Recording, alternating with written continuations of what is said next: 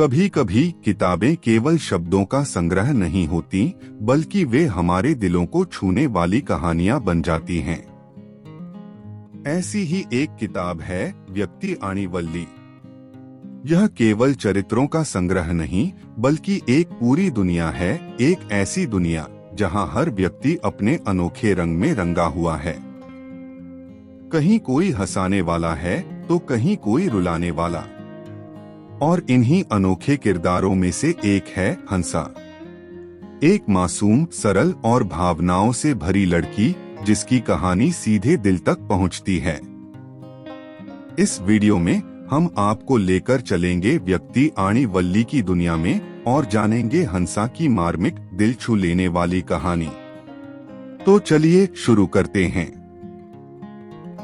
नारायण, एक मासूम लेकिन तीखा और चतुर बालक। और फिर राम ने सीता को घर से क्यों निकाल दिया? अरे बाप रे! अरे नारायण इतनी छोटी उम्र में ऐसे अजीब अजीब सवाल पूछता है। लेकिन नारायण को इससे कोई फर्क नहीं पड़ता था। उसके दिमाग में सवालों की माला हमेशा गुथी रहती थी। हर चीज, हर घटना को वह अपनी मासूम आंखों से एक अलग नजरिए से देखता था। और फिर शुरू होती थी सवालों की बौछार, जिनके जवाब देना बड़ों के लिए मुश्किल ही नहीं, बल्कि असंभव हो जाता था। लेकिन पापा की शादी हुई तो बड़ा भाई कहाँ से आया? माँ बाप को लगता है कि बच्चे बड़े होंगे तो ऐसे बेवकूफी भरे सवाल नहीं पूछेंगे। लेकिन अगर बच्चा नारायण जैसा हो तो माँ बाप को रोज नई परेशानी से जूझना पड़ेगा। एक दिन पापा ने घर में बड़े भाई की तारीफ करनी शुरू की। देखो नारायण, तुम्हारे बड़े भाई को पहली रैंक के साथ स्कॉलरशिप मिली है। नारायण ने बड़ी गंभीरता से पूछा। लेकिन पापा, जब आपकी शादी के बाद मैं आया तो बड़ा भाई आपकी शादी से पहले कहाँ से आया? पापा के हाथ में रखा चाय का कप आधा गिर गया और माँ ने चुपचाप कप बर्तन समेटने शुरू कर दिए। घर में कुछ पलों की अजीब सी खामोशी छा गई। फिर पापा ने गला साफ करते हुए बात बदलने की कोशिश की। अरे, ज्यादा सवाल मत पूछो और पढ़ाई पर ध्यान दो। नारायण को जवाब नहीं मिला, लेकिन माँ के चेहरे की हल्की सी मुस्कान ने उसे संतुष्टि जरूर दी। और तोते को सारी गालिब की गज़े कैसे समझ में आती हैं? अब नारायण के दिमाग में एक और सवाल था। पड़ोसी चंद्रकांत काका का बोलने वाला तोता। काका ने बड़े गर्व से कहा, देखो नारायण, ये तोता दिल ही तो है, बोल सकता है। नारायण ने मासूमियत से पूछा, तो फिर ये सारी गालिब की गज़े क्यों नहीं बोलता? क्या इसे बाकी कुछ समझ में नहीं आता? काका चौंक गए, फिर हाथ हिलाते हुए बोले, अरे, तोता वही बोलता है जो उसे सिखाया जाता है। मतलब तोता गालिब से कम समझदार है? काका के माथे की सिलवटें गहरी हो गईं। और बेचारा तोता सिर्फ दिल ही तो है बोलकर अपनी समझदारी की सीमा को मानो खुद ही स्वीकार कर रहा था। गणपति बप्पा का वाहन चूहा क्यों है? हर साल नारायण बड़े जोश से गणपति की आरती गाता, सुख करता, दुख हरता। लेकिन उसे गणपति के पास बैठा चूहा कभी समझ में नहीं आया। माँ, गणपति बप्पा इतने बड़े और चूहा इतना छोटा। माँ ने कहा, बेटा, चूहा उनका वाहन है। नारायण ने तुरंत सवाल दाग दिया, तो फिर वो हाथी पर क्यों नहीं बैठे? चूहा तेज भागेगा तो गणपति बप्पा गिर नहीं जाएंगे? माँ को कोई जवाब नहीं सूझा। आखिर में उन्होंने कहा, अरे बेटा, ऐसी चीजें नहीं पूछी जाती। लेकिन नारायण के लिए सवाल पूछना सांस लेने जितना ही स्वाभाविक था। तो फिर श्री कृष्ण ने मक्खन चुराया तो उन्हें माँ ने मारा क्यों नहीं? नारायण को अपनी माँ की सख्ती का अनुभव था। एक बार उसने किचन में रखी घी की बोतल छू ली। माँ ने तुरंत उसके हाथों पर चपत लगाई। देखो नारायण, चोरी करना बहुत बुरी बात होती है। नारायण ने गंभीरता से पूछा। लेकिन फिर श्री कृष्ण ने मक्खन चुराया तो यशोदा माँ ने उन्हें क्यों नहीं मारा? माँ हक्की बक्की रह गई। अरे वो श्री कृष्ण थे ना, उन्हें कोई नहीं मार सकता, तो फिर मुझे क्यों मारा? माँ के पास कोई जवाब नहीं था। लेकिन एक छोटे से सवाल से नारायण ने एक बड़ी दार्शनिक बात कह दी थी। ऐसी मासूमियत का जवाब कैसे दें? नारायण सिर्फ एक बच्चा नहीं था, वह एक ऐसा चतुर बालक था जो हर परंपरा पर सवाल उठाने की हिम्मत रखता था। वह सीधा सवाल करता था, बिना डरे, बिना झिझक, और बड़ों को ऐसे सवालों में उलझा देता था जिनके जवाब वे खुद भी नहीं जानते थे। उगल देशपांडे की लेखनी से जन्मा नारायण हर उस बच्चे की छवि है जो दुनिया को मासूम लेकिन तीखे सवालों से देखता है। क्या आपके घर में भी कोई ऐसा बच्चा है जो आपको अपने सवालों से परेशान कर देता है?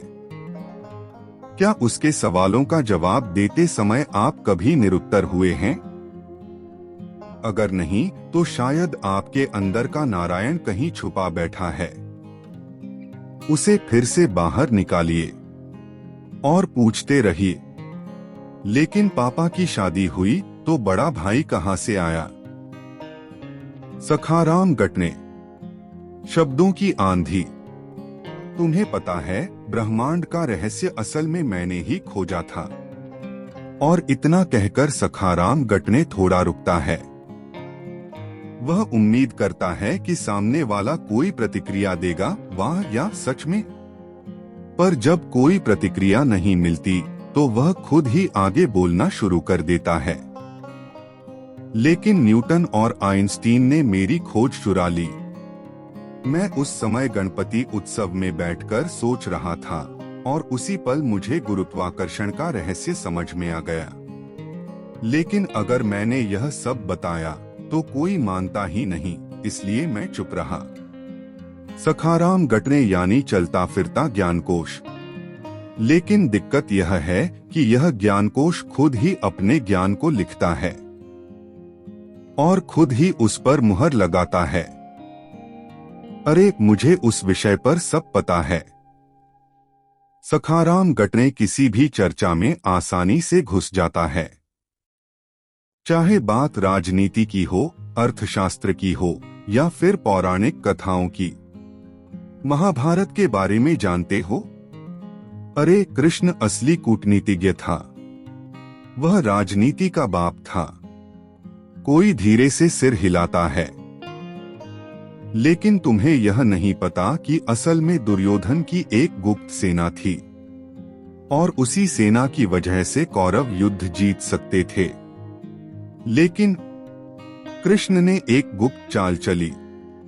सच में कोई पूछता है? हाँ, मेरे दादाजी ने बताया था और मैंने खुद इस विषय पर रिसर्च की है। लेकिन यह महाभारत में कहाँ लिखा है? अरे महाभारत के मूल ग्रंथ में नहीं है, लेकिन दुर्लभ प्रतियों में इसका जिक्र है। यह शोध अभी पूरा नहीं हुआ है, लेकिन मैं इस पर काम कर रहा हूँ। कौन सी गुप्त सेना, कौन सा गुप्त प्लान, यह सिर्फ सखाराम गटने को ही पता होता है। पानी में मछलियाँ क्यों होती हैं? एक दिन चाय की दुकान पर सखाराम गटने ज्ञान की गंगा बहा रहा था। तभी किसी ने मजाक में पूछ लिया, भाई मछलियाँ पानी में क्यों होती हैं? सवाल करने वाला बस हल्के फुल्के मूड में था, लेकिन सखाराम गटने ने इसे बहुत गंभीरता से लिया। यह बहुत गहरा विषय है। तुम्हें पता है, एक समय था जब मछलियां पेड़ों पर रहती थीं। क्या चाय पीते पीते वह आदमी रुक गया? हाँ, लेकिन फिर धरती का गुरुत्वाकर्षण बढ़ गया। पेड़ छोटे हो गए, और बड़ी मछलियां नीचे गिर गईं। फिर वे समुद्र में चली गईं और वहीं रह गईं। यह कहाँ लिखा है? अरे, पुराणों का ज्ञान और विज्ञान समझो तो यह खुद ब खुद समझ में आ जाता है। थोड़ा दिमाग लगाओ। उस आदमी ने चाय का कप नीचे रखा और अपना सिर पकड़ लिया। मेरा मत ही अंतिम सत्य है। सखाराम गटने किसी भी बहस का अंत कुछ इस तरह करता है। यह मेरी राय है और मेरी राय ही अंतिम सत्य है।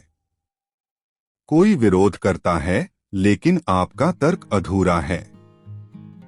अरे, मेरी बात सुनो। मैं कह रहा हूं ना तो सही ही होगा। उसे कोई तर्क वितर्क पसंद नहीं। उसके लिए उसकी कही हर बात एकदम सटीक और अटल सत्य होती है और वह सामने वाले को बोलने का मौका ही नहीं देता। सखाराम गटने कभी न रुकने वाली संस्था। सखाराम गटने यानी ज्ञान का फटाकेदार बम।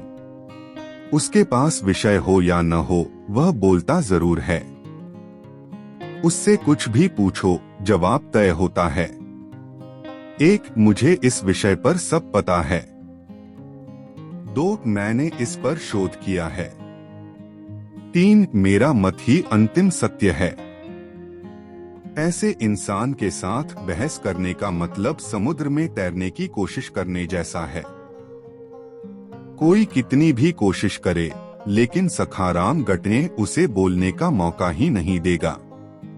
जो हर विषय पर खुद को विशेषज्ञ समझता है, जो बोलना शुरू कर दे तो किसी और को बोलने का मौका ही न मिले, जो अपनी राय को ही अंतिम सत्य माने।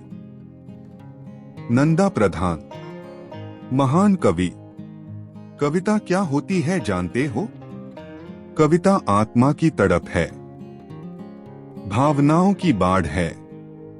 और मैं तो इस क्षेत्र का ऋषि हूं।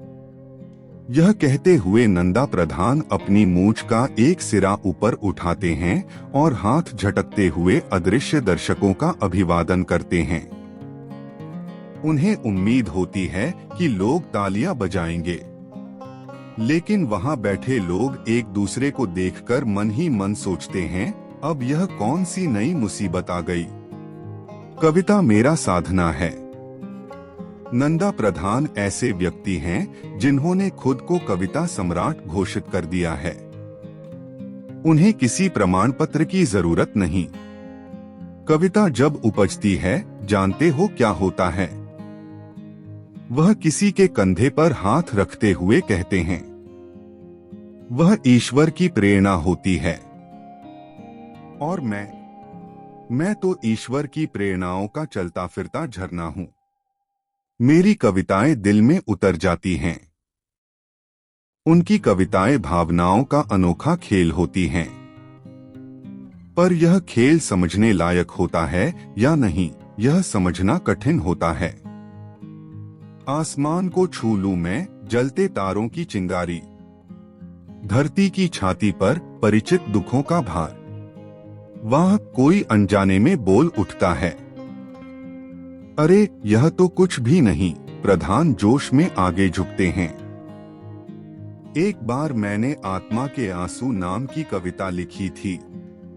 लोगों को इतनी गहरी लगी कि एक श्रोता की आंखों में वहीं आंसू आ गए। कौन? मैं खुद। कविता लिखना आसान नहीं है। आजकल के लोगों को कविता का मतलब ही नहीं पता, प्रधान चिल्लाते हैं। अरे, मैं एक कवि सम्मेलन में गया था और वहां के लोग कह रहे थे, कविता का अर्थ समझ में नहीं आया। फिर मैंने स्पष्ट कह दिया, कविता का अर्थ न समझना मतलब आपका मन भावना शून्य है। मेरी कविताएं गहरे एहसासों की ताकत हैं। लेकिन उनमें कोई स्पष्ट अर्थ होता भी है क्या? किसी ने पूछ लिया। अर्थ? प्रधान मुस्कुराते हैं। कविता में अर्थ खोजना वैसे ही है जैसे फूल की खुशबू को तौलने की कोशिश करना। कवि ने क्या लिखा, इस पर मत अटको, उसे महसूस करो। सामने बैठे लोग उलझन में पड़ जाते हैं। आत्ममग्नता ही कवि की पहचान है। नंदा प्रधान खुद को बहुत बड़ा कवि मानते हैं। उनके पास कोई हो या न हो, वह अपने ही संसार में खोए रहते हैं। कभी वह खुद से बुदबुदाते हैं, शब्द तलवार की धार जैसे होते हैं। पर मेरे शब्द प्रेम भरी हल्की सी चपत हैं। कभी अपनी कविताओं से लोगों के दिलों में घाव कर देते हैं। उनकी कविताएं और सोच दोनों ही हास्यास्पद। एक बार एक व्याख्यान में किसी ने उनसे पूछा, आपकी कविता की शैली इतनी अलग कैसे है? शैली? प्रधान हंसते हैं। अरे शैली कोई सिखाई नहीं जाती, वह खून में होती है। कविता लिखते समय मैं शब्द नहीं चुनता, शब्द खुद मुझ तक आते हैं। पर असली सवाल यह था, क्या उन शब्दों का कोई सार्थक संयोजन भी होता है? इसका जवाब किसी के पास नहीं था। नंदा प्रधान खुद को खुद ही शाबाशी देने वाले कवि। नंदा प्रधान ऐसे कवि हैं जो खुद ही अपनी कविताओं की तारीफ करते हैं। एक बार उन्होंने कविता पाठ किया और कोई प्रतिक्रिया नहीं आई, तो उन्होंने खुद ही तालियां बजा दी। अरे ऐसी कविता लिखना आसान नहीं है, वे बोले, और मेरी कविताएं दिल में सीधे उतरती हैं। हाँ, लेकिन फिर जल्दी ही बाहर भी निकल जाती हैं, किसी ने धीरे से कहा। लेकिन प्रधान को सुनाई देता है क्या? बिल्कुल नहीं। वह तुरंत एक और कविता शुरू कर देते हैं। आपके आसपास भी कोई ऐसा व्यक्ति है जो खुद को महान समझता है, जो अपनी कल्पनाओं में इतना खो जाता है? अन्ना उर्फ अंतु बरवा, सरकार पर हमेशा तंज कसने वाला तीखा बुजुर्ग। ये सरकार क्या चीज है? इनको कोई तो ठोकना चाहिए। अगर ऐसा कोई कहे और आवाज में हल्की चिड़चिड़ाहट के साथ साथ मजाक भी लगे, तो समझ लीजिए वो अंतु बरवा ही होगा। नाम सुनते ही आंखों के सामने एक गुस्सैल, दुबला-पतला, गंजा लेकिन ऐंठी हुई मूंछों वाला बूढ़ा आदमी आ जाता है, जिसकी नजर में सरकार निकम्मी है, समाज खोखला हो चुका है और पूरा सिस्टम बस रसातल में जा रहा है। ये सरकार मतलब चाय में चीनी की जगह नमक डाल देने जैसा है। कभी भी पूछो देश की हालत कैसी है, अंतु बरवा तुरंत जवाब देगा, ये हालत ऐसी है जैसे चाय में चीनी की जगह नमक डाल दिया जाए। न पी सकते, न फेंक सकते। सरकार की कोई भी नीति हो, उसका एक ही निष्कर्ष होता, इनमें न अक्ल है न शर्म। देखो भाई, सरकार मतलब हाथ में रखा लड्डू है। खाओ तो मुसीबत, फेंको तो बुरा लगता है, और पकड़े रहो तो चींटियां चिपक जाएंगी। हर दिन सरकार को गालियां देना उसके लिए सुबह चाय पीने जैसा जरूरी था। ये सड़कें हैं या बैलगाड़ियों की मंडी? एक दिन बस स्टैंड पर खड़े खड़े किसी ने पूछा, अब तो सड़कें ठीक हो गई न? अंतु बरवा ने तुरंत जवाब दिया, सड़कें? ये सड़कें हैं या बैलगाड़ियों की मंडी? और सरकार से पूछो तो कहेंगे विकास हो रहा है। अगर इसे विकास कहते हैं तो मैं ब्रह्मा हूँ।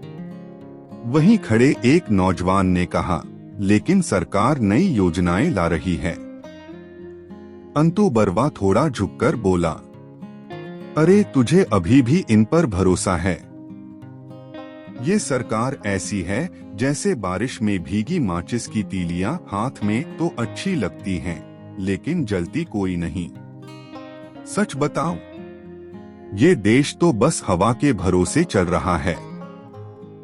कभी बस स्टैंड पर, कभी चाय की दुकान पर, कभी किसी टूटी फूटी कुर्सी पर बैठकर अंतु बरवा का एक ही काम था, सरकार को कोसना। और ऐसा करते समय उसके चेहरे पर तृप्ति का भाव रहता। सच बताओ, इस देश को कोई नेता नहीं चला रहा, ये बस हवा के सहारे चल रहा है। कैसे? कोई पूछता। सरकार जिस दिशा में फूंक मारती है, देश उसी ओर ढकेल दिया जाता है। तो फिर हमें क्या करना चाहिए? क्या करना है? बस चाय पीनी है और देखना है कि देश किधर जा रहा है। इस देश का कोई भरोसा नहीं। जब भी भारत की तुलना किसी और देश से होती, अंतु बर्वा का गुस्सा और बढ़ जाता। देखो जापान को, देखो अमेरिका को, और फिर अपना देश देखो। सब हमसे आगे निकल गए। कोई समझाने की कोशिश करता, लेकिन देश प्रगति कर रहा है ना? हाँ हाँ, ऐसा ही बोलो। प्रगति ऐसी है जैसे बूढ़े आदमी के हाथ में लाठी दे दी जाए और कहा जाए, बाबा अब दौड़ में भाग लो। लेकिन बूढ़ा तो लंगड़ाकर ही चलेगा, कोई हंसकर कहता। यही तो चाहिए इनको। लोग धीरे धीरे घिसट कर चलें और सरकार बोले, देखो हलचल बढ़ गई है, मतलब विकास हो गया है। अन्ना, फिर आप ही चुनाव क्यों नहीं लड़ते? एक बार किसी ने मजाक में पूछा, अन्ना फिर आप ही चुनाव क्यों नहीं लड़ते? अंतु बर्वा कुछ पल शांत रहा, फिर हंसकर बोला, अरे उसके लिए आदमी को नीचता की हद तक गिरना आना चाहिए, और वो हुनर हमारे पास नहीं है। इसलिए हम बस चाय पीते हैं और ये नौटंकी देखते हैं। क्या आपकी पहचान में भी ऐसा कोई है जो हमेशा सरकार, समाज और व्यवस्था पर तंज कसता रहता है? जो कड़वा बोलता है लेकिन उसकी बातों में सच्चाई होती है? जो बूढ़ा जरूर है लेकिन बुद्धि की धार अब भी तेज है? अगर ऐसा कोई मिल जाए तो समझ लीजिए वही आपका अंतु बर्वा है। भैया नागपुरकर, क्रिकेट शास्त्र का स्वयं घोषित ज्ञानी। क्रिकेट केवल एक खेल नहीं है, यह एक साधना है। भैया नागपुरकर बिना क्रिकेट की बातें किए रह ही नहीं सकता। और मजे की बात यह कि उसने खुद कभी मैदान में कदम ही नहीं रखा, फिर भी क्रिकेट पर ऐसी गहरी बातें करता है कि ब्रैडमैन भी सिर हिला दे। क्या खिलाड़ी थे रे बाबा! भैया की आवाज सुनते ही समझ जाइए, अब कम से कम 5 कप चाय तो लगने ही वाली है। वो बैठा नहीं कि सामने वाले लोग क्रिकेट का महाग्रंथ सुनने तैयार हो जाते। क्या खिलाड़ी थे रे बाबा पहले के! इनके जैसे अब कोई नहीं। आजकल के खिलाड़ी तो बस विज्ञापनों में ही दिखते हैं। ऐसा कहकर भैया सिर हिलाता और सामने वाला बेवजह हाँ हाँ करता जाता। स्ट्रेट ड्राइव में भी कला होती है। भैया क्रिकेट की तकनीक पर इतनी गंभीरता से बोलता जैसे ब्रैडमैन को उसी ने सिखाया हो। अरे स्ट्रेट ड्राइव सिर्फ बैट घुमाने का नाम नहीं है, यह एक नाद है, एक कविता है। बैट और बॉल का रिश्ता वैसा ही है जैसा कृष्ण और राधा का प्रेम। कोई पूछता, लेकिन भैया आपने कभी खुद क्रिकेट खेला? इस पर भैया तुरंत हाथ हिलाकर कहता, अरे भाई अगर मैं खेलने लगा होता तो इस शहर में दूसरा सचिन तेंदुलकर पैदा हो गया होता। लेकिन देखो किस्मत ने मुझे विचारक बना दिया। यह सुनकर सामने वाला हंसी रोकने की कोशिश करता। अब क्रिकेट रहा ही कहाँ है। भैया जी को आजकल का क्रिकेट पसंद नहीं। पहले क्रिकेट एक कला थी, अब तो बस रन बनाने की होड़ मची है। हमारे जमाने में 50 रन बनाना भी मुश्किल था, अब देखो 4 गेंद में 24 रन।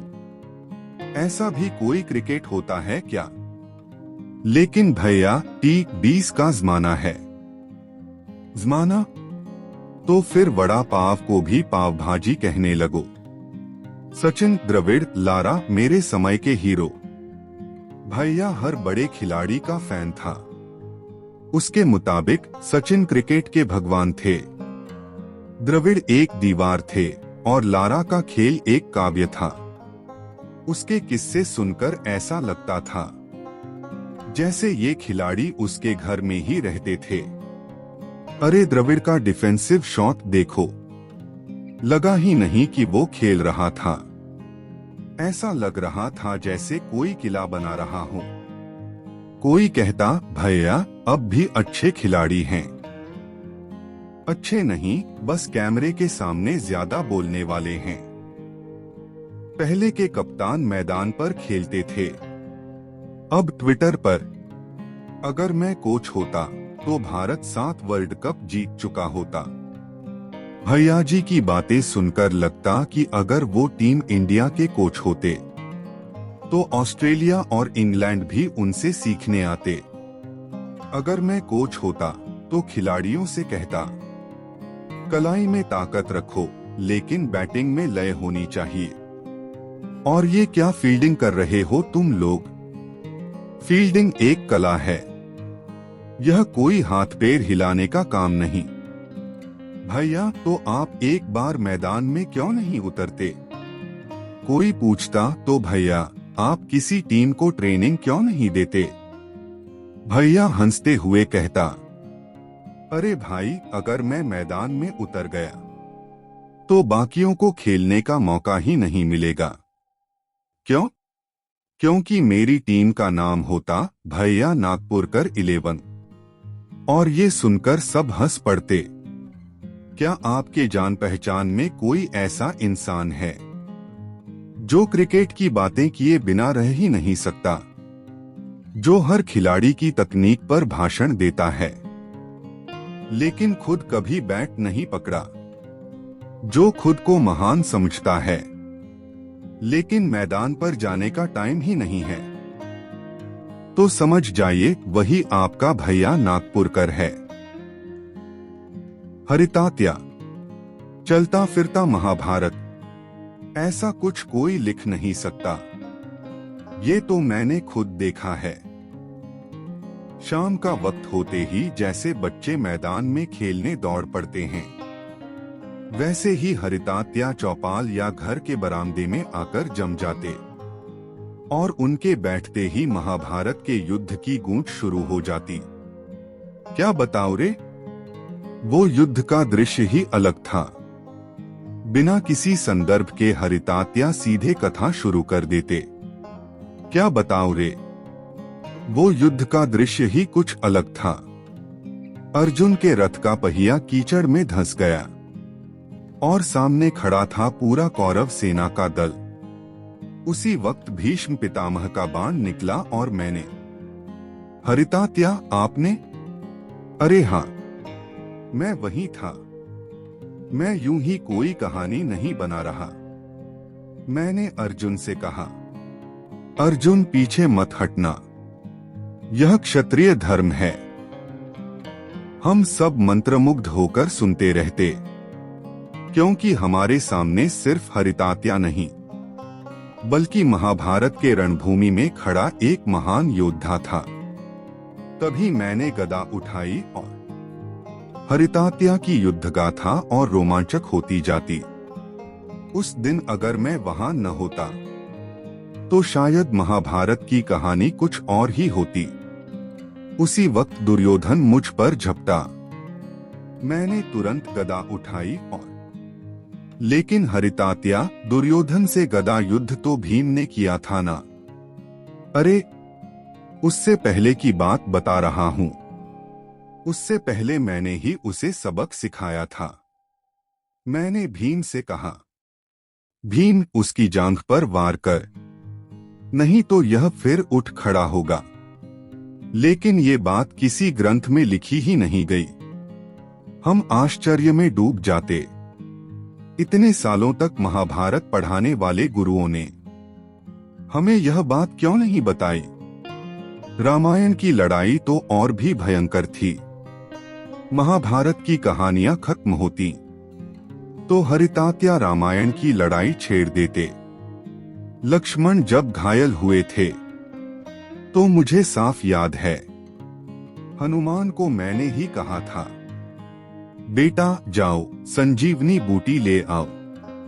अगर लक्ष्मण को कुछ हुआ तो रामराज्य का सपना टूट जाएगा। कोई पूछ बैठता, लेकिन हरितात्या आप उस समय कहाँ थे?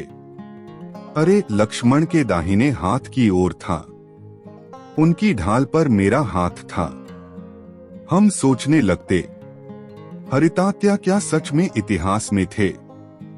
आखिर हमने इतिहास बनाया। हरितात्या की आत्मविश्वास भरी बातें हमें रोमांचित कर देती। हमने सिर्फ युद्ध नहीं लड़ा, बल्कि इतिहास रच दिया। इन हाथों ने न जाने कितने दुश्मनों का संहार किया और आखिरकार विजय प्राप्त की। हम रोमांच से भर जाते, आंखों के सामने युद्ध के दृश्य जीवंत हो उठते।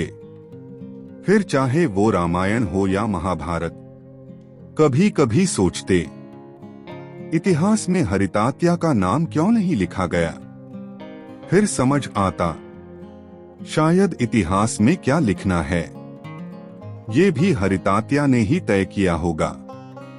आपके घर में भी ऐसा कोई है क्या, जो खुद को ऐतिहासिक पात्र मानकर कहानियां सुनाता है, जिसकी कहानियों में खुद के वीरतापूर्ण कारनामे होते हैं, जो बच्चों को अपने शब्दों से मंत्रमुग्ध कर देता है? तो मान लीजिए वही आपके घर के हरितात्या हैं। गोमू मामा। मासूमियत भरा हास्य। अरे क्या हुआ? मैंने कुछ कहा क्या? गोमू मामा। ये नाम सुनते ही एक शांत, सीधा सादा, थोड़ा भोला आदमी हमारी आंखों के सामने आ जाता है। उनके चेहरे पर हमेशा एक हल्की सी मुस्कान होती और उनकी बातों में एक अनजाना लेकिन गुदगुदाने वाला हास्य छिपा रहता था। मैंने कुछ गलत कहा क्या? गोमू मामा को हमेशा लगता कि गलती उन्हीं से हुई है। कोई कुछ कहे न कहे वो तुरंत बोल पड़ते, अरे मैंने कुछ कहा क्या? एक बार उन्होंने गलती से बिजली के बिल का चेक पानी की टंकी में डाल दिया। जब किसी ने पूछा ये क्या कर दिया, वो मासूमियत से बोले, अरे मैंने कब कहा कि पानी में डालो। चेक हाथ से फिसल गया और पानी तो वहीं था। अब इसमें मेरी क्या गलती? कभी किसी ने उनसे कुछ पूछा तो उनका वही जवाब रहता, अरे मैंने कुछ कहा क्या? आप नाराज हो गए क्या? गोमू मामा को सबका खुश रहना बहुत पसंद था। अगर कोई थोड़ा ऊंची आवाज में बात कर ले तो वो झट से पूछ लेते, आप नाराज हो गए क्या? एक बार शादी में उन्होंने गलती से किसी और के जूते पहन लिए। जब असली मालिक ने गुस्से में पूछा, ये क्या कर रहे हैं? मामा बड़ी मासूमियत से बोले, अरे मैंने कुछ कहा क्या? वो आदमी तो और भी गुस्से में आ गया, लेकिन हम सब हंसते हंसते लोटपोट हो गए। मैं तो एकदम योगी हूं। एक दिन किसी ने मामा से पूछा, मामा आप इतने शांत कैसे रहते हो? वो बड़े संतोष से बोले, क्योंकि मैं एकदम योगी आदमी हूं। मतलब मुझे किसी भी चीज की चिंता नहीं होती। कैसे? देखो मैं दूसरों की साड़ियां भूल जाता हूँ, चश्मा भूल जाता हूँ, यहाँ तक कि कभी कभी अपना नाम भी भूल जाता हूँ। और फिर हमारी हंसी ही नहीं रुक रही थी। मेरी कोई जिम्मेदारी नहीं। एक बार मामा ने नए जूते खरीदे और घर लाकर देखा कि सिर्फ दायां जूता ही है। जब किसी ने पूछा, मामा ये क्या किया आपने? वो शांति से बोले, अरे बाएं जूते की जिम्मेदारी दुकानदार की है। गोमू मामा मासूमियत की मिसाल। गोमू मामा जहां भी जाते कुछ न कुछ गड़बड़ तो जरूर होती, और ऐसी गड़बड़ जिस पर गुस्सा भी नहीं आ सकता था। बस हंसी ही हंसी आती थी। उनकी मासूमियत ही उनका सबसे बड़ा हास्य था। उनका भोला स्वभाव हर किसी को हल्का कर देता था और उनके साथ कुछ पल बिताने के बाद जिंदगी कितनी आसान और मजेदार हो सकती है, इसका एहसास हो जाता था।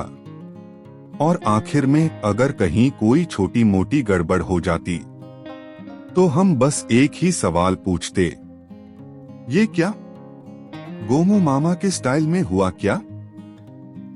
बटाट्या बुआ। प्रवचन में ज्ञानी, जीवन में अल्हड़। संसार मृगतृष्णा है, इंसान को इसमें आसक्त नहीं होना चाहिए। सारी भौतिक सुख सुविधाएं त्याग देनी चाहिए। और यह कहने वाले कौन? बटाट्या बुआ। लेकिन खुद घी में तरबतर सब्जी और 10 पूरियां चटकर जाएंगे। उसके बाद गुलाब जामुन का प्रसाद लेना तो उनका जन्मसिद्ध हक था। त्याग करो, मगर पहले मुझे पूरन पोली दो। बटाट्या बुआ जब भी मंच पर खड़े होते, लोग मंत्रमुग्ध हो जाते।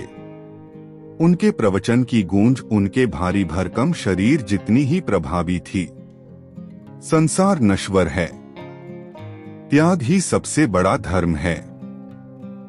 विलासिता में मत फंसो। एक भक्त ने पूछा, बुआ फिर आप इतनी बड़ी गाड़ी में क्यों घूमते हैं? बुआ मुस्कुराए और बोले, अरे वो गाड़ी नहीं, वो तो संसार का बोझ ढोने का वाहन है। संतोष सबसे बड़ा आहार है। बुआ हमेशा कहते थे, भोजन के प्रति लालच मत करो, शरीर को सिर्फ उतना ही दो जितना जरूरी है। लेकिन यही बुआ हर 3 घंटे में कुछ न कुछ खाते हुए मिल जाते। उन्हें बिना भरा हुआ थाली देखे प्रवचन शुरू ही नहीं करना था। एक बार तो उन्होंने उपवास के दिन 700 ग्राम मिठाई खा ली और बोले, अरे ये तो फलाहार है।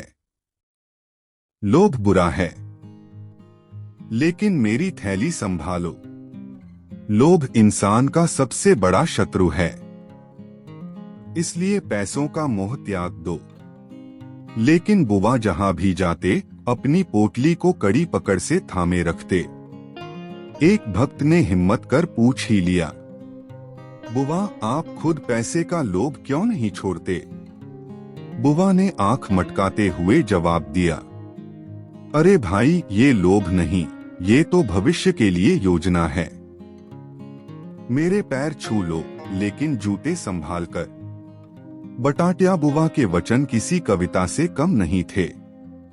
जब भक्तों की भीड़ उनके चरणों में झुकती, वे कहते, भक्ति करो, नमस्कार करो, लेकिन अपने चप्पल का ध्यान रखो, क्योंकि यह संसार बड़ा ही धोखेबाज है। पुण्य कमाओ, लेकिन पहले पैसे भेजो। बुआ हमेशा कहते, दान करो, दान ही सबसे बड़ा पुण्य है। और यह सुनकर लोगों की आंखें नम हो जाती। बुआ हम क्या करें? बुआ धीरे से फुसफुसाते, कुछ नहीं, बस इस खाते में पैसे जमा कर दो। बटाट्या बुआ एक गजब का करिश्मा। उनकी बातों में चतुराई भरी होती, उनके शब्दों में मिठास होती और उनके कर्मों में अजीब सा विरोधाभास। उनकी बातों पर हंसी भी आती और उनकी मधुर वाणी सुनकर कुछ सीखने का मन भी करता। उन्होंने खुद कभी अपनी सीखों का पालन नहीं किया, लेकिन उनकी बातों ने अनगिनत लोगों के दिलों को छू लिया। और अंत में जैसे वे खुद कहते थे, यह सब मृगतृष्णा है, लेकिन पहले वो जलेबी का टुकड़ा तो देना। चिंतामण राव, आधे अंग्रेज आधे हम। अरे भाई हमारे जमाने में ये सब नहीं था, हम तो शुद्ध अंग्रेजी संस्कृति में पले थे। और ये कहने वाले कौन? चिंतामण राव, खुद को ब्रिटिश कुलीन वर्ग का हिस्सा समझने वाले। लेकिन चाय पीने का तरीका बिल्कुल देसी, कटोरी में डालकर फूंक मारकर। वेल अब मराठी संस्कृति कहाँ रही। चिंतामणराव की एक आदत थी, जैसे ही कोई मराठी विषय छिड़ता वे उसे अंग्रेजी संस्कृति से जोड़कर दिखाने लगते। पहले के लोग कितने अनुशासित थे। कैसे? देखो, इंग्लैंड में कोई सुबह बालों में तेल लगाता है क्या? तभी बगल में बैठे देशपांडे काका बोले, तो क्या इंग्लैंड में लोग चाय कटोरी में डालकर पीते हैं? अंग्रेजों का कितना बढ़िया अनुशासन था। एक बार शादी के भोज में चिंतामणराव बड़े सलीके से चम्मच से पूरन पोली काटने लगे। तभी पूरन भरावन उड़कर उनके चेहरे पर जा लगा। हे भगवान, ब्रिटिश टेबल मैनर्स में ऐसी चीजें नहीं होती। देशपांडे काका ने फिर तंज कसा। चिंतामणराव, ब्रिटिश टेबल मैनर्स में पूरन पोली होती भी है क्या? हमारे जमाने में ऐसा नहीं था। चिंतामणराव हमेशा कहते, आजकल की पीढ़ी में कोई अनुशासन नहीं। हम तो बचपन में शुद्ध अंग्रेजी में बातचीत करते थे। उनका पोता एक दिन पूछ बैठा, दादाजी क्या आप कभी इंग्लैंड गए हैं? नहीं, लेकिन हम रोज शाम को इंग्लैंड वाले ठाठ से चाय पीते थे। मतलब कटोरी में डालकर फूंक मारकर। अंग्रेजों का रहन सहन गजब था। अंग्रेजों की जीवन शैली, उनका अनुशासन, उनकी आदतें, सब कुछ कितना आदर्श था। एक दिन पड़ोसी ने पूछ लिया, तो चिंतामणराव, आपने अपनी बेटी की शादी इंग्लैंड में ही तय की होगी? अरे नहीं, वहां के लोग हमारी बराबरी के नहीं हैं। कुछ क्लास तो होना चाहिए ना। चिंतामणराव एक स्वदेशी अंग्रेज, अगर उनकी बातों में यू नो न हो तो उनका वाक्य अधूरा ही माना जाता। खुद को कुलीन समझने वाले, लेकिन घर में वही पुरानी स्टाइल के कपड़े पहनने वाले, अंग्रेजी संस्कृति के सबसे बड़े समर्थक, लेकिन रोज झगड़े मराठी में करने वाले, और अंत में उनके मुंह से निकलने वाला आखिरी वाक्य, बटाटे की सब्जी भी मुझे एकदम ब्रिटिश डिश लगती है, यू नो। दामले सर, गणित समझ में नहीं आया। उठो बेंच पर। अनुशासन मतलब अनुशासन, और पढ़ाई मतलब पढ़ाई। यह दामले सर की घोषणा थी। दामले सर का नाम सुनते ही क्लास में सन्नाटा छा जाता था। ऐसा लगता था जैसे किसी ने बच्चों की आवाज ही छीन ली हो। अनुशासन का मतलब क्या? उनकी क्लास में सिर्फ 2 नियम थे। 1, पढ़ाई करो। 2, पहला नियम याद रखो। पूरी स्कूल दामले सर की गरजती आवाज से थरथरा उठती थी।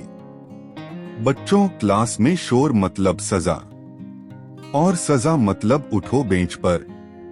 उनकी इस धमकी का असर ऐसा था कि अगर कोई गलती से भी बेंच पर खड़ा हो जाता तो उसका पड़ोसी भी डर के मारे पंजों पर खड़ा हो जाता। गणित समझ में नहीं आया? रुको, उनकी गणित की क्लास में सर समझ में नहीं आया बोलना मतलब आफत मोल लेना। एक दिन बेचारे देशपांडे ने हिम्मत करके कह दिया, सर मुझे यह प्रमेय समझ में नहीं आया। सर ने एक भयानक नजर डाली और गरजते हुए बोले, उठो बेंच पर। दामले सर आते ही घबराहट शुरू। दामले सर के क्लास में आने से पहले ही बच्चे एक दूसरे को सलाह देते थे, अरे कॉपी के पन्नों के कोने मुड़े हुए नहीं होने चाहिए। सर को अनुशासन में कमी बिल्कुल पसंद नहीं। टिफिन की महक भी स्कूल गेट में घुसने से पहले खत्म कर दो। होमवर्क पूरा करके आना, नहीं तो बेंच पर चढ़ना तय। अब सबको एक एक उदाहरण देना है। एक दिन सर ने फरमान सुनाया, चलो हर कोई एक एक गणित का उदाहरण देगा। पूरी क्लास हे भगवान कहकर सहम गई। देशपांडे ने हिम्मत जुटाकर पूछा, सर उदाहरण से मतलब क्या? सर की भयानक नजर उस पर पड़ी और गरजते हुए बोले, यही तुम्हारा उदाहरण हो गया। अब सब कुछ याद करके आओ। उनकी क्लास खत्म होने से पहले हमेशा एक ही चेतावनी मिलती थी, अब यह सब याद करके आओ, वरना क्या होगा यह मत पूछो। उन्होंने कह दिया तो बस कह दिया। दामले सर अनुशासन और सख्ती का जीता जागता उदाहरण थे। और अनुशासन का मतलब क्या होता है यह हमने उनकी क्लास में ही सीखा, वरना क्या होगा यह सोचने की हिम्मत भी नहीं होती थी। अप्पा, यादों की किताब। अरे हमारे जमाने में ऐसा नहीं था, ये तुम्हारी पीढ़ी को समझ नहीं आएगा। इन दो वाक्यों के बिना अप्पा की बातें पूरी ही नहीं होती थीं। अगर उनकी किस्सागोई शुरू हो जाती तो शाम कब रात में बदल जाती इसका किसी को पता ही नहीं चलता। भूख लग जाए तो चलेगा, लेकिन उनकी यादों की पोटली से कुछ और सुनना जरूरी होता। हमारे जमाने का गणित। एक बार घर में किसी ने कहा, अप्पा गणित समझ नहीं आ रहा। अप्पा ने लंबी सांस भरी और बोले, अरे हमारे जमाने का गणित कैसा होता था पता है? और फिर शुरू हुआ एक किस्सा। हमारे गुरुजी की एक ही आदत थी, अगर किसी का उत्तर गलत होता तो सीधा छड़ी पीठ पर पड़ती। फिर क्या गणित की समझ अपने आप तेज हो जाती। एक बार रामभाव ने 7 गुना 8 का जवाब 54 दिया। गुरुजी ने तुरंत 54 के बदले 7 + 8 यानी 15 डंडे दे मारे। अप्पा खुद ही ठहाके लगाने लगे और हम बस अपना सिर पकड़कर बैठे रहे। आजकल की गाड़ियां। अगर कोई नई कार की स्पीड की तारीफ करता तो अप्पा तुरंत भड़क उठते, अरे ये गाड़ियां कुछ नहीं हैं। हमारे समय में बैलगाड़ी में बैठकर भी हम 2.5 घंटे में लोनावला पहुंच जाते थे। हम पूछते, लेकिन अप्पा ट्रेन से तो सिर्फ 1 घंटा लगता है ना? इस पर अप्पा शांति से कहते, अरे उस समय वक्त को भी वक्त था। आज तक हमें इस लाइन का मतलब समझ नहीं आया। हमारे जमाने का प्यार। एक बार किसी ने फिल्मों की लव स्टोरी की तारीफ कर दी। अप्पा तुरंत बोले, अरे हमारे जमाने में प्यार का अलग ही मजा था। अब क्या 2 मैसेज भेजे और हो गया। हमारे समय में लड़की बस खिड़की से एक नजर देख लेती थी और हमारे पूरे शरीर में बिजली दौड़ जाती थी। एक बार एक लड़की से इतना प्यार हो गया कि शाम को गलती से उसके घर के कुएं में ही गिर पड़ा। हमने पूछा, फिर क्या हुआ? अप्पा बोले, उसके बाप ने बाहर निकाला। बातों बातों में समय यात्रा। अप्पा की कहानियां सुनकर ऐसा लगता था कि जैसे हम टाइम मशीन में बैठकर पुराने दौर में पहुंच गए हों। उनकी बातों से हमें समझ आता कि जिंदगी में कितना बदलाव आ चुका है। हमारे लिए तो उनकी बातें किसी कॉमेडी शो से कम नहीं होती थीं।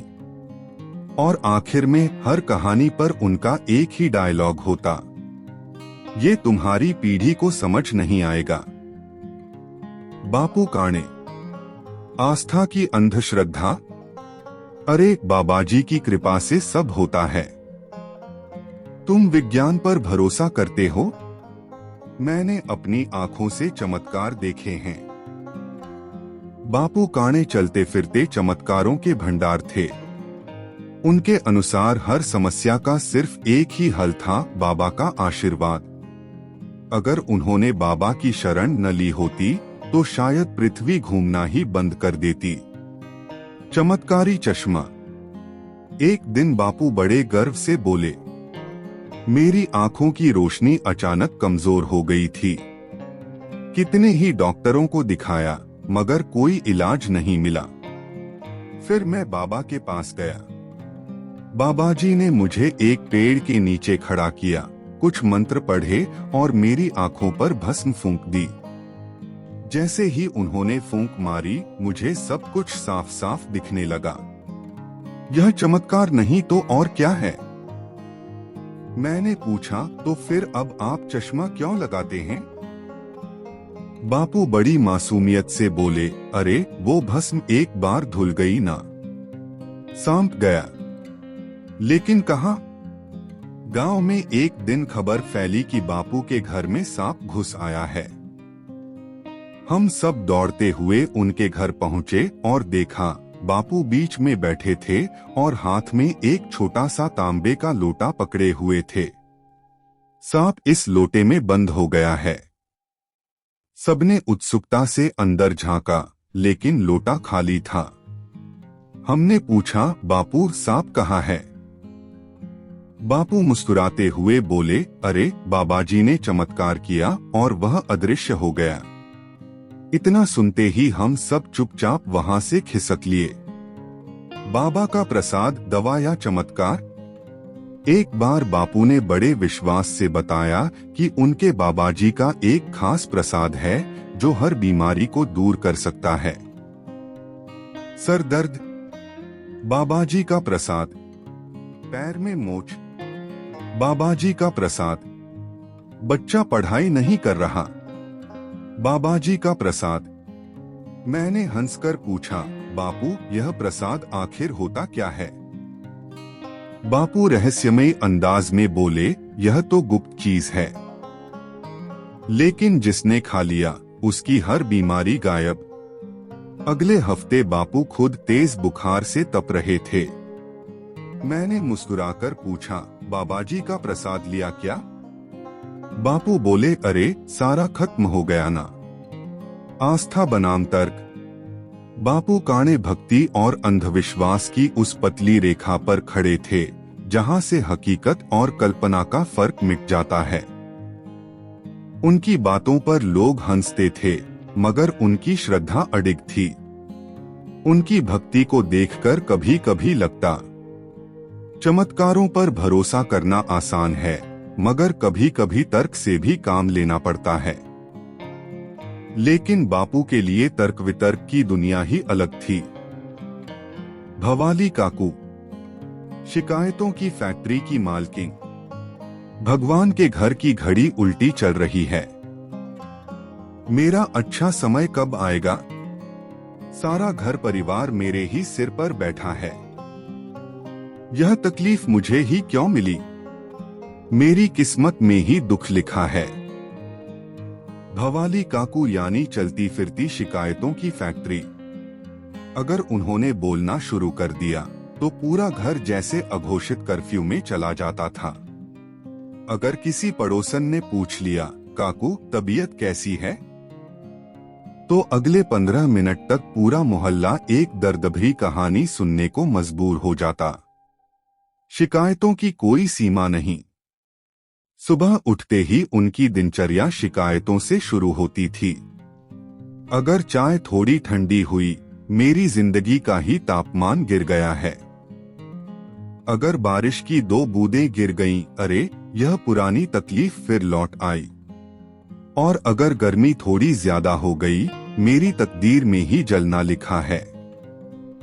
उनका एक बहुत मशहूर वाक्य था, पूरा घर मैं ही संभालती हूँ, बाकी सब तो मेहमान हैं। काकू की आवाज किसी तूफान से कम नहीं। भवाली काकू की बातें मतलब एक अनवरत बहता हुआ झरना। जो भी उन्हें सुनता, आधे घंटे के भीतर अपने जीवन पर दोबारा सोचने पर मजबूर हो जाता।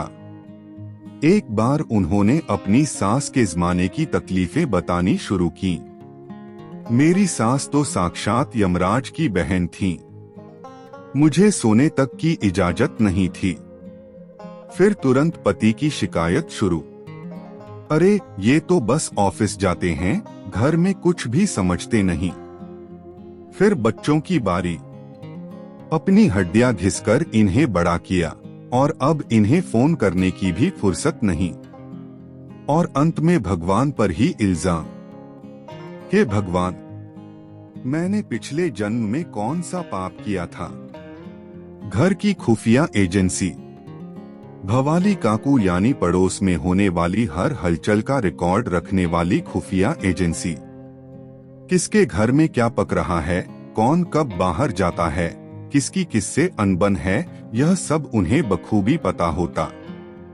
एक दिन उन्होंने बहुत विश्वास से बताया, कल पड़ोस वाली भाभी ने मसाला भात बनाया था, लेकिन बहुत तीखा हो गया। मैंने पूछा, काकू आपने खाया क्या? तो वे बोली, नहीं रे, लेकिन उनके पति की खांसी की आवाज सुनी थी। अंत में निष्कर्ष, भवाली काकू यानी जीवन भर चलने वाली शिकायत एक्सप्रेस। वे कहीं भी जाती, वहां के लोग यही सोचते कि अब आगे क्या सुनने को मिलेगा। लोग उनसे बचने की कोशिश करते, लेकिन वे फिर भी कहीं न कहीं से प्रकट हो ही जाती।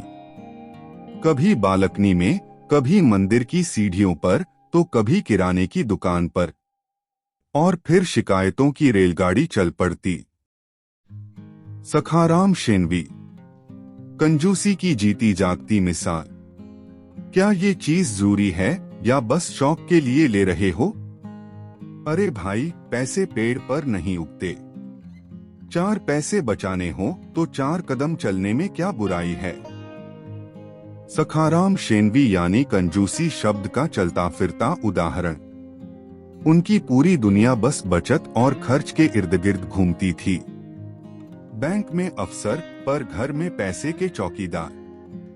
बैंक में ऊंचे पद पर काम करने वाले शेनवी साहब, लेकिन घर में लाखों कमाने के बावजूद पैसे को पकड़कर बैठने वाले इंसान थे। उनके घर में हर चीज तब तक चलती थी जब तक वह खुद अपनी मौत की भीख न मांगने लगे। पुराना रेडियो सेट अभी भी ठीक चल रहा है और 10 साल चलेगा। बीवी ने नई साड़ी की फरमाइश की तो जवाब, अरे 1983 में खरीदी थी ना, अभी तो नई जैसी लग रही है। कपड़ों में पैबंद लगते गए, फिर भी वही जवाब, कोई बात नहीं, घर में पहनने के लिए तो सही है। बाजार जाएं तो दुकानदारों की परीक्षा शुरू। सखाराम शेनवी यानी बाजार में दुकानदारों के लिए सिरदर्द। भाई साहब, ये टमाटर कितने के दिए? 20 रुपए किलो। अरे, सामने वाले ठेले पर 15 रुपए किलो हैं, तुम तो लूट रहे हो। दुकानदार कुछ बोले, उससे पहले ही शेनवी साहब दूसरे ठेले पर सौदा करने पहुंच गए। तुम 15 कह रहे हो ना, तो 10 रुपए में दे दो।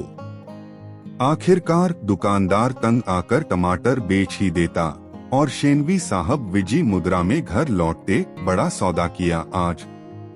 रिक्शा? नहीं, पैदल चलेंगे। बैंक जाने के लिए रिक्शा? अरे, ये तो पैसे की बर्बादी है। 2 किलोमीटर पैदल चलने में कोई दिक्कत नहीं, लेकिन 18 रुपए बचने चाहिए। हमारे जमाने में रोज 5 किलोमीटर पैदल चलते थे, आजकल के लोग तो बस आरामतलब हो गए हैं। अगर आप उनके साथ कहीं जा रहे हैं तो ध्यान रखिए, अपना किराया खुद भरना पड़ेगा। पैसा ही परमात्मा। सखाराम शेनवी को पैसे से इतना लगाव था कि उन्होंने धन पूजन समारोह शुरू कर दिया था। हर महीने की पहली तारीख को जब सैलरी मिलती तो सबसे पहले नोटों को पानी से छूकर प्रणाम करते। तुम्हारी वजह से ही हमारा घर चलता है। और जब बीवी को पैसे देते तो साथ में एक हिदायत जरूर होती, फालतू खर्च मत करना और मेरी इजाजत के बिना पैसे मत निकालना। पैसा बचाना चाहिए, लेकिन कहाँ तक? सखाराम शेनवी यानी कंजूसी की हद। पैसे का सही इस्तेमाल जरूरी है, लेकिन नए कपड़े पहनना भी विलासिता है, ऐसी उनकी सोच थी। एक बार किसी दोस्त ने पूछा, शेनवी तुम इतनी बचत क्यों करते हो? तो उनका जवाब था, ये बताने के लिए भी मैं पैसे नहीं दूंगा। बंडोपंत गोड़ बोले, आदतों में फंसा हुआ एक अवलिया। आदत क्या होती है मालूम है? जो इंसान को नहीं छोड़ती बल्कि इंसान खुद उसे पकड़ लेता है। और अगर आदतों की कोई चलती फिरती तस्वीर होती तो वो बंडोपंत गोडबोले होते। इनका स्वभाव एकदम विलक्षण। कभी बिना कारण खुद से बड़बड़ाते रहेंगे, कभी चाय पीने से पहले उसकी भाप को गौर से देखेंगे और कभी कोई अजीब सी आदत पकड़े रहेंगे जिससे हर जगह हंसी के पल बन जाएंगे। चाय मतलब एक संस्कार। चाय पीने में भी बंडोपंत की एक खास विधि थी। चाय को एक कप से दूसरे कप में डालते रहते। इससे चाय अच्छे से मिलती है। होटल वाले लोग तो सही से मिला ही नहीं सकते। पर यह चाय डालने की विधि उनके पास बैठे आदमी को सिर के ऊपर से गुजर जाती थी। कभी चाय कप से बाहर गिर जाती, कभी कप उनके पैरों पर ही गिर जाता। और बंडोपंत का जवाब, अरे भाई, मेरी चाय की विधि में दखल मत दो, इससे अपशकुन होता है। समय का कट्टर पालन। बंडोपंत घड़ी के कांटे जैसे समय के पक्के पाबंद थे। बस फर्क यह था कि उनका समय 10 से 15 मिनट पीछे चलता था। तुम्हारा घड़ी सही नहीं है, मेरे हिसाब से अभी 7:08 हैं।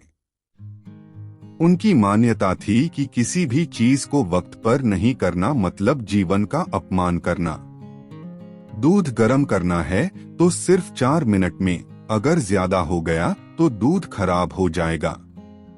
पत्र लिखना है, अरे 1 घंटे का क्या काम, 10 मिनट में ही हो जाना चाहिए। पर खुद चाय पीने में घंटा लगा देंगे और कप हाथ में पकड़े हुए खुद से बात करेंगे। वस्तुएं अपनी जगह पर चाहिए। बंडोपंत को किसी भी चीज का अपनी जगह से हटना बिल्कुल पसंद नहीं था। एक दिन उनका चश्मा अपनी जगह से गायब था तो घर में हलचल मच गई। मेरी चीजों से छेड़छाड़ मत करो, नहीं तो घर में गड़बड़ हो जाती है। उनकी पत्नी इस आदत से तंग आ चुकी थी। अरे चश्मा तो अलमारी में नहीं था, टेबल पर था, इसमें क्या इतना बड़ा मामला है? नहीं, वह अलमारी में ही होना चाहिए, नहीं तो मेरी सोच पर असर पड़ता है। बंडोपंत का अजीब नियम। उनका एक नियम था, कभी भी 2 काम एक साथ मत करो। खाते वक्त मत बोलो, बोलते वक्त मत खाओ, कपड़े पहनते वक्त गाने मत गाओ। इन नियमों की वजह से कई बार हंसी का माहौल बन जाता। एक बार बाजार गए और दुकानदार ने पूछा, चीनी कितनी चाहिए? बंडोपंत ने सिर्फ हाथ से इशारा किया, बोलना नहीं है, उनका नियम था। दुकानदार ने 10 किलो चीनी दे दी और बंडोपंत कुछ कह नहीं पाए। विलक्षण मगर अपना। बंडोपंत गोडबोले की इन आदतों से हमें हंसी आती थी, मगर इनमें किसी को भी कोई नुकसान पहुंचाने का इरादा नहीं होता था। उनकी हर आदत, हर नियम बस उन्हें खुद को सही से रखने के लिए था। इसलिए बंडोपंत गोडबोले इस दुनिया में एक ही थे। बाल गंगाधर तिलक उर्फ बाया। क्रांति की बातें मगर कोई काम नहीं। मैं सिर्फ बातें नहीं करता, क्रांति लाता हूँ। यह वाक्य बाया के जीवन का सार था, या कम से कम उसकी सोच में तो यही था। उसके नाम में बाल गंगाधर तिलक था, इसलिए वह खुद को कोई महान क्रांतिकारी समझता था। लेकिन सच्चाई, यह आदमी सिर्फ बातों का शेर था और काम के मामले में आलसी का बादशाह। परिवर्तन की जरूरत है। इस देश का कोई भला नहीं। अगर सत्ता मेरे हाथ में होती तो मैं 2 दिन में सब बदल देता। सरकार जनता के लिए नहीं बल्कि अपने फायदे के लिए चल रही है।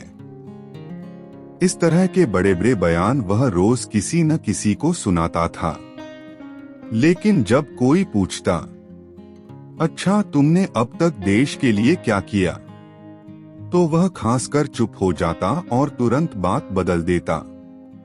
चाय की दुकान और क्रांति की बातें। सुबह जल्दी उठकर कुछ करना उसकी फितरत में नहीं था, लेकिन शाम होते ही चाय की दुकान पर बैठकर समाज सुधारने और सरकार गिराने की बातें जरूर करता। समाज को जागरूक करने की जरूरत है। लोग सो रहे हैं, हमें उन्हें जगाना होगा। देश का भविष्य हमारे हाथ में है। इतना जोश था कि सुनने वाले मान लेते कि वह सच में कुछ बड़ा करने वाला है। लेकिन जैसे ही कोई पूछता, कल विरोध प्रदर्शन है, हम चलें, वह तुरंत जवाब देता, अरे भाई, कल तो मेरा एक जरूरी काम है, तुम लोग जाओ। सूखे में 13वां महीना, बाया का भाषण। एक बार कॉलेज में उसे भाषण देना था। वह पूरे जोश में बोला, आज मैं आपको समाज की असली तकलीफों के बारे में बताने वाला हूँ। पूरा भाषण सरकार की नाकामी, जनता की लापरवाही और क्रांति की जरूरत पर था। लेकिन जैसे ही एक प्रोफेसर ने पूछा, बाया, ये सब ठीक है, लेकिन तुमने खुद क्या किया है? बाया घबरा गया। उसने झट से पानी पिया, हल्की सी खांसी ली और फिर चुप हो गया। तभी सभी छात्रों को समझ आ गया, अरे ये तो सिर्फ बोलने वाला नेता है, करने वाला नहीं। बाल गंगाधर तिलक नहीं, सिर्फ बाया। बाया खुद को क्रांतिकारी समझता था, लेकिन असलियत में उसका और मेहनत का कोई रिश्ता नहीं था। बातों में जितनी आग थी, काम में उतनी ही सुस्ती थी। आखिरकार दोस्तों ने तय किया, ये बाल गंगाधर तिलक नहीं, सिर्फ बाया है। करवे गुरुजी। ज्ञान में गहरे पर व्यवहार में गड़बड़। ज्ञान का असली उपयोग तो जीवन को समृद्ध करने में है, नहीं। गुरुजी के मुंह से ऐसा गहरा वाक्य निकलते ही छात्रों के कान खड़े हो जाते थे। गणित सिखाते हुए ब्रह्मांड के रहस्यों तक पहुंच जाना, इतिहास पढ़ाते हुए दर्शन में घुस जाना और अंग्रेजी पढ़ाते हुए संस्कृत के श्लोकों का सहारा लेना, यह सब करवे गुरुजी की खासियत थी। ज्ञान के सागर में डूबे, किनारा न दिखे। गुरुजी ने एक दिन कक्षा में ऐलान किया, आज हम व्याकरण के गहरे मुद्दों पर विचार करेंगे। सभी छात्र तैयार हो गए और अपनी नोटबुक्स खोलने लगे। गुरुजी ने शुरुआत की, व्याकरण जीवन की व्यवस्था का प्रतीक है। सोचिए, अगर भाषा असंगठित हो तो समाज कैसे चलेगा? छात्र थोड़े परेशान हो गए, लेकिन गुरुजी ने अपनी बात जारी रखी। इसलिए सोचिए, अगर किसी व्यक्ति को सही तरीके से वाक्य बनाना नहीं आता, तो वह जीवन में कैसे सफल हो सकता है? अब कक्षा में हलचल मच गई, लेकिन गुरुजी ने व्याकरण पढ़ाना शुरू ही नहीं किया। पढ़ाई शुरू होने से पहले ही घंटा खत्म। एक दिन गुरुजी ने कक्षा में सवाल पूछा, विद्यार्थियों, जीवन का अंतिम उद्देश्य क्या है? इस पर पूरी कक्षा में चुप्पी छा गई। एक साहसी छात्र ने पूछा, गुरुजी, क्या हम आज भूगोल नहीं पढ़ रहे? गुरुजी गंभीर हो गए और जवाब दिया, सही बात है, लेकिन जब हम पृथ्वी के बारे में बात करते हैं तो हमें उसके अस्तित्व के बारे में भी सोचना चाहिए। पृथ्वी है तो हम हैं, और हम हैं तो हमें उसका सम्मान करना चाहिए। इतना कहते ही घंटा बज गया और गुरुजी का दर्शन वहीं खत्म हुआ। कक्षा में भूगोल का एक भी वाक्य नहीं लिखा गया था। व्यवहार में फिर भी गड़बड़। गुरुजी ने चाहे जितना ज्ञान दिया हो, पर व्यवहार में हमेशा गड़बड़ हो जाती थी। एक दिन वे बैंक गए। कैशियर से पूछा, मेरे खाते में कितने पैसे हैं? कैशियर ने बताया, आपके खाते में 250 रुपए हैं। गुरुजी घबराए और बोले, क्या? मैंने तो कल 500 रुपए जमा किए थे। कैशियर ने जवाब दिया, जी हाँ, लेकिन आपने उसी दिन 250 रुपए निकाल भी लिए थे। गुरुजी ने माथे पर हाथ मारा। अरे, मैंने तो व्यवहार का हिसाब ही नहीं रखा। गुरुजी महान थे, लेकिन करवे गुरुजी ज्ञान में असीम थे, लेकिन व्यवहार में हमेशा थोड़े उलझन में रहते थे। छात्रों ने निश्चय किया, गुरुजी से ज्ञान लेंगे, लेकिन उनकी तरह गड़बड़ नहीं करेंगे। राव साहेब अंग्रेजियत में रंगे, लेकिन भारतीय संस्कृति प्रेमी। वेरी गुड, लेकिन जरा तहजीब से बात करनी चाहिए, मैनर्स, अंडरस्टैंड। राव साहेब का व्यक्तित्व एक अनोखा मिश्रण था। एक तरफ गॉड सेव द क्वीन कहने वाले, तो दूसरी तरफ शंकर की जटाओं से गंगा बहती है पर श्रद्धा रखने वाले। इंग्लैंड की हवा लगे हुए मराठी सज्जन। राव साहेब ऐसे इंसान थे जैसे भारतीय शरीर में अंग्रेज आत्मा। सुबह का नाश्ता पोहा ही सही, लेकिन चाय हमेशा इंग्लिश स्टाइल में, with milk and 2 sugar cubes. Cigarette कभी नहीं पी, लेकिन हाथ में सिगार जरूर रखते थे ताकि हार्वर्ड यूनिवर्सिटी पर चर्चा की जा सके। ऐसे भी आप, वैसे भी आप। राव साहेब एक बार शादी में गए। वहां शुद्ध मराठी भोजन परोसा जा रहा था, पुरणपोली, मसाले भात, आमटी। लेकिन उन्होंने सबसे पहला सवाल पूछा, कटलरी कहाँ है? सभी लोग चौंक गए। राव साहेब हाथ से खाने में हिचकिचा रहे थे। अरे, हाथ से खाने से ही असली स्वाद आता है, किसी ने सुझाया। राव साहेब असमंजस में पड़ गए। बिल्कुल सही, लेकिन ब्रिटिशों ने फोर्क स्पून दी थी, वो भी तो किसी कारण से। गांव की शादी और साहब की मुश्किलें। एक बार गांव में शादी थी। पंगत में जमीन पर चटाई बिछाकर बैठकर भोजन हो रहा था। राव साहेब को भी नीचे बैठने को कहा गया। ओह नो, मैं घुटनों के बल कैसे बैठूं? लिवरपूल में रहते हुए। तभी एक छोटा बच्चा आया और बोला, राव साहेब, आप सबसे आगे बैठिए।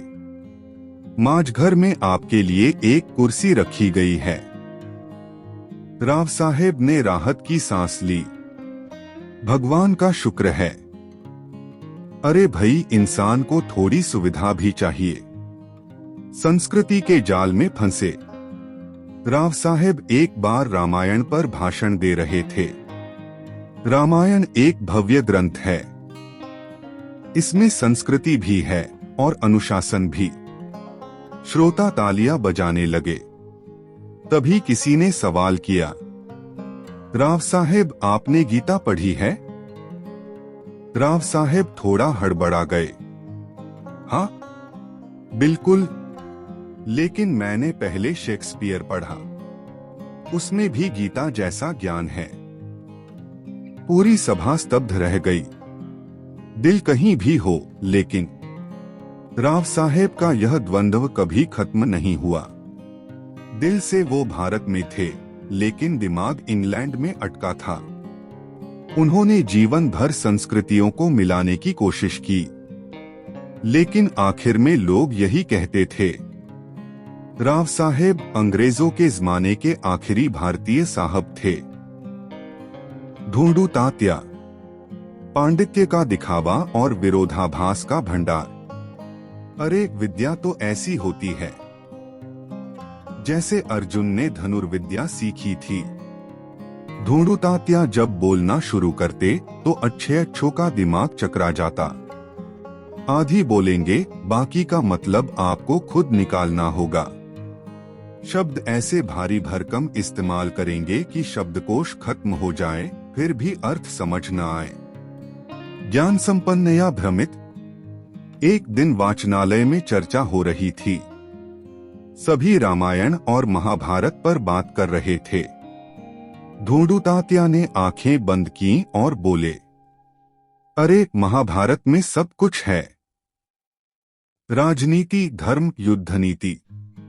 अर्जुन अर्जुन एक तरह का सत्ता केंद्रित नायक था। पूरी सभा शांत हो गई, लेकिन अर्जुन सत्ता केंद्रित नहीं था। उसने धर्मयुद्ध लड़ा। किसी ने टोका, अरे पर वो भी तो राजनीति का ही एक रूप है। इस दर्शन को समझना पड़ता है। ढूंढूतात्या का दर्शन यानी, मैं क्या कहना चाहता हूं यह मुझे पता है, लेकिन तुम खुद समझो। दृष्टिकोण का भ्रम। ढूंढूतात्या का एक और स्वभाव था, हर चीज में ज्ञान उड़ेल देना। सब्जी वाले से बात कर रहे हो तो भी उनका संवाद कुछ ऐसा, मूली ले रहे हो? अरे मूली भारतीय संस्कृति का प्रतीक है। जैसे यह जमीन में गहरी जड़ें जमाती है, वैसे ही हमारी परंपराएं। सब्जी वाला चौंक गया। साहब कितने पैसे देने हैं? अरे मूली की कीमत मत देखो, उसका दर्शन समझो। बिना वजह गंभीरता। स्कूल में बच्चे अपनी स्लेट पर लिख रहे थे। ढूंढूतात्या वहीं खड़े थे, ध्यान से देख रहे थे। एक बच्चे ने अक्षर लिखा तो ढूंढूतात्या ने मूंछों पर ताव दिया। वाह, यह अक्षर एक युग का सूत्रपात कर रहा है। देखो बालक, यह टिक जैसे सीधा खड़ा है। बच्चे चौंक गए। शिक्षक ने धीरे से पूछा, तात्या अक्षर और टिक का क्या संबंध? अरे अक्षर भी तो विद्रोह का एक माध्यम है। फिर टिक गांधी, स्वराज, लोकमान्य, सब चर्चा में आ गया। विचारों की गड़बड़। एक दिन सभा चल रही थी, लोग अपनी अपनी बात कह रहे थे। ढूंढूतात्या अचानक खड़े हुए और बोले, समाज एक चक्र की तरह है। तुम किसी भी दिशा में चलो, अंत में वहीं पहुंचोगे। मतलब? किसी ने पूछा। मतलब आज तुम अखबार पढ़ते हो, कल कोई उस पर किताब लिखेगा और परसों उसी किताब से नया विचार जन्म लेगा। सब लोग सोच में पड़ गए। तो क्या कहना चाहते हैं? पूछने वाला अब भी उत्तर खोज रहा था। अंतिम निष्कर्ष, ढूंढूतात्या सच में बड़े विद्वान थे या बस पांडित्य का आभास देने में माहिर थे? यह सवाल हमेशा अनसुलझा रहा। उनकी बातें सुनकर लगता था कुछ बहुत महान कहा है, लेकिन कुछ देर बाद एहसास होता, असल में कहा क्या यह समझ ही नहीं आया। हंसा, मासूमियत की कोमल तस्वीर। हंसा मानो किसी बरसाती शाम में घास में छुपा हुआ एक नन्हा तितली हो। वह अपनी ही दुनिया में मग्न रहती थी। फटे पुराने कपड़ों में भी उसे राजकुमारी जैसा महसूस होता था, और कोई मीठा शब्द सुनते ही उसका चेहरा गुलाबी हो जाता था। वह गरीब थी, बिल्कुल दरिद्रता की रेखा से भी नीचे, लेकिन उसकी आंखों में मासूमियत की एक झील थी जो हमेशा चमकती रहती थी। खुशी में वह छोटी छोटी चीजों में आनंद ढूंढ लेती और दुख में भी हंसकर कहती, क्या हुआ, यह भी एक दिन खत्म हो ही जाएगा। बेटी बड़ी हो गई, पर शादी का क्या? गांव में हंसा की शादी की चर्चा शुरू होते ही उसकी माँ का दिल बैठ जाता। घर में 2 वक्त की रोटी के लाले पड़े थे, तो शादी के लिए गहने कहाँ से लाती? एक दिन उसकी माँ ने उससे पूछा, हंसा तेरे सपनों में तेरा घर-बार कैसा है? हंसा शर्मा गई। उसके गालों पर हल्की लाली आई, फिर वह मुस्कुराकर बोली, अम्मा घर-बार कुछ नहीं, बस रोज पेट भर खाना मिल जाए। माँ की आंखें भर आईं। आंसू पोंछते हुए उसने हंसा को गले लगा लिया और धीरे से कहा, मेरी हंसा कितनी समझदार हो गई है। भूख चुभने वाली। एक शाम हंसा घर में बैठी थी। माँ जो कुछ भी मिल जाता उसी से खाना बना रही थी। पड़ोसी के घर से रोटी की खुशबू आई और हंसा को तेज भूख लग गई। वह झट से बोली, अम्मा मुझे भूख लगी है। माँ ने लकड़ी का टुकड़ा हाथ में घुमाया और धीमे से बोली, अभी थोड़ी देर रुको बेटा, बाबा आएंगे फिर सब साथ में खाएंगे। हंसा चुप हो गई। वह छोटे से कोने में बैठकर अपनी गुड़िया से खेलने लगी। कुछ देर बाद बाबा घर आए, लेकिन उनके हाथ खाली थे। माँ ने हंसा को गोद में लेकर प्यार से सहलाया और कहा, चल सो जा, सुबह आएगी तो तुझे मीठे सपने दिखेंगे। और हंसा माँ की गोद में सिमटकर सो गई। हंसा और उसकी दुनिया। हंसा बड़ी हो गई। जैसा जीवन उसे मिला, उसने उसे वैसे ही स्वीकार कर लिया। गरीबी, दुहक, भूख, इन सब से उसने हंसते हंसते लड़ना सीख लिया। उसे ज्यादा मीठी बातें करने की आदत नहीं थी, लेकिन उसकी आंखों की चमक किसी को भी बोलने पर मजबूर कर देती थी। अंतिम याद। हंसा सिर्फ एक नाम नहीं है, यह एक गरीब, मासूम और सपनों से भरी लड़की की कहानी है। वह वैसी ही थी, एक नाजुक, भावुक लेकिन फिर भी कांटों पर चलने वाली। लेकिन जीवन के कांटों ने जब भी उसे चोट पहुंचाई, तो उसने उसे हंसकर स्वीकार कर लिया। तो दोस्तों, व्यक्ति आणी वल्ली की हंसा सिर्फ एक पात्र नहीं है, बल्कि हमारे समाज में मौजूद अनगिनत हंसाओं की छवि है, मासूम, संवेदनशील और कठोर वास्तविकता से जूझती हुई। पुल देशपांडे की लेखनी ने इन कहानियों को जितना व्यंग्यपूर्ण और हास्य से भरपूर बनाया है, उतना ही भावनात्मक भी। हंसा जैसे पात्रों के जरिए यह पुस्तक हमें हंसाती भी है, रुलाती भी है और सोचने पर भी मजबूर कर देती है। अगर आपको यह वीडियो पसंद आया हो तो लाइक, शेयर और सब्सक्राइब करना न भूलें। अगले वीडियो में फिर मिलेंगे एक नई साहित्यिक यात्रा के साथ। तब तक पढ़ते रहिए और अपने मन को समृद्ध करते रहिए।